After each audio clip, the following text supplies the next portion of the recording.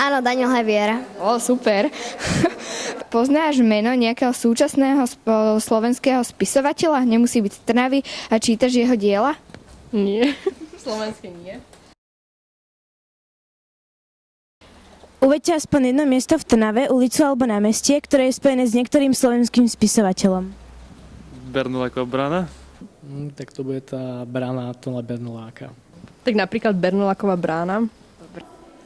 Tak napríklad Hviezdoslavová ulica. Uveďte aspoň jedno miesto v Trnave, ulicu alebo námestie, ktoré je spojené so slovenským spisovateľom. Ulica Jana Holého.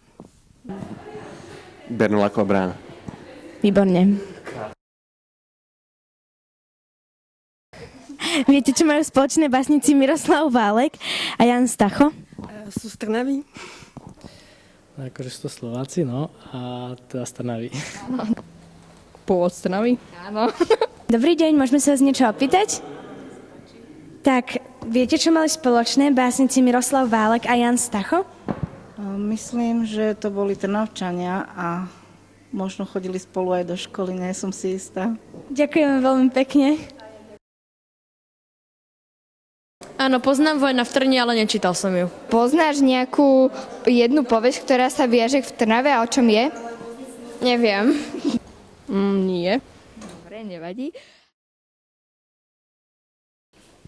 Dobrý deň, máte na nás minútku čas? Dobrý deň. A čo potrebujete? Keby ste nám vedeli povedať nejakú jednu povesť o Trnave. O Trnave? No, neviem, ale mám taký pocit, že som raz videla v televízii film o Bosorke. A tá pochádzala že vraj z Trnavy. Dobre, a neviete, ako sa skončil ten film? No, pamätám si, že to bol nejaké mladé, pekné dievča, ktoré bývalo až za Trnavou. Boli tam ešte také staré, také vodné mlyny.